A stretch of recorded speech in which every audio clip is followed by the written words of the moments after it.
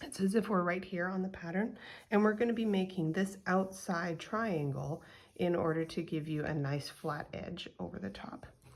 So as we've paused right here, we have the right side facing us, and we are going to cast on 19 stitches. And it looks kind of weird because we're actually casting on these stitches right here, but we're going in this direction. All right, so we've got those 19 stitches cast on. Remember, this is kind of weird, I get it. It's these stitches right here, but we're moving in this direction. Trust me, it'll make sense in a second. You're just gonna turn those around and knit them.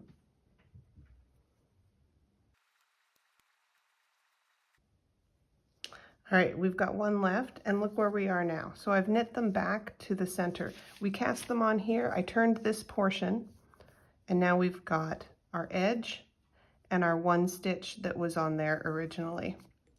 We've got the right side facing us. So we're gonna place a marker for ourselves. Oh, nope, not yet, sorry. We're gonna knit one, knit this one here, our original one from our last ending square, and then we can put our marker on.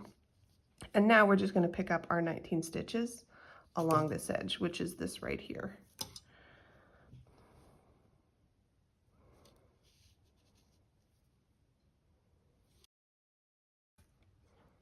There we go. We've got our 19 stitches that we cast on and then turned around, our original stitch, then we've got our marker and 19 more stitches picked up from that edge there. So we're going to turn all of our work around, and we're just keep going. It's really similar to the pattern already, but we're going to start to add some short rows here in just a second.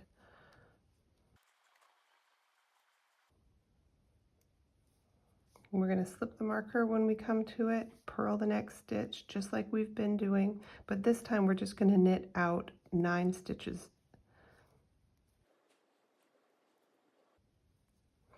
All right, so we've got our stitch marker here, the stitch that we purled, and then we went 9 stitches, 2, 4, 6, 8, 9. This next stitch, we are going to wrap and turn. So whatever method you like, whether it is literal, wrap and turn, it can be German short row, whatever you want to do with it. I do a method that is a little bit different. I basically just knit it and slip it back, and I'll take care of the treatment for that short row. When I get back to it, I'll show you what that looks like.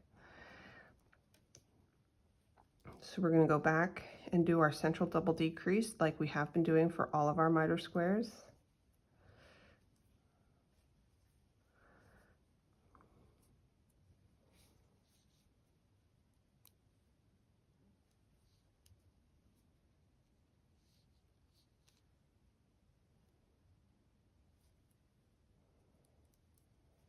And now we've just done that decrease, we're going to go out 8, 2,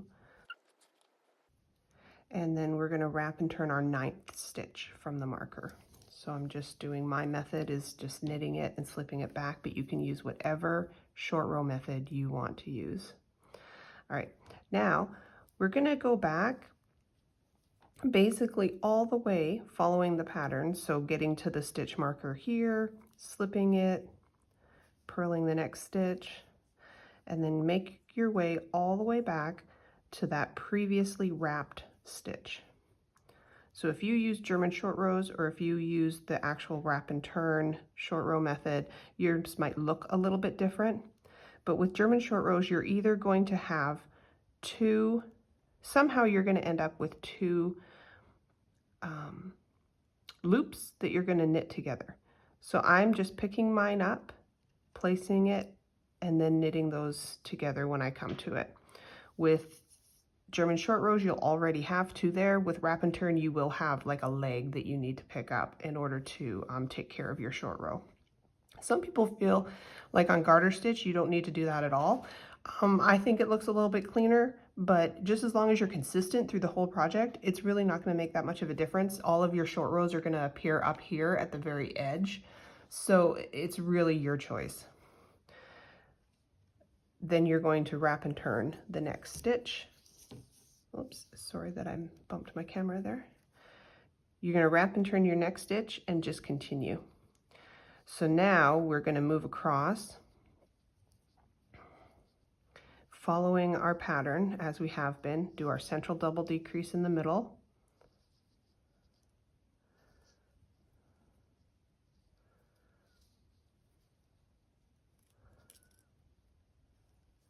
And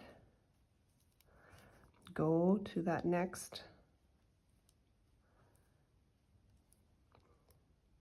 last wrapped stitch. Take care of your wrap, whatever treatment you use, and then wrap and turn the next stitch. And you're just going to keep doing that all along until it's going to eventually form a triangle, and I'll show you what that looks like in a second. Once you've completed this far, it's really simple. You're just going to bind off all the way across until you get to this point right here, and then you can start the next triangle for the middle, and then there'll be one little triangle at the end that matches this one right there.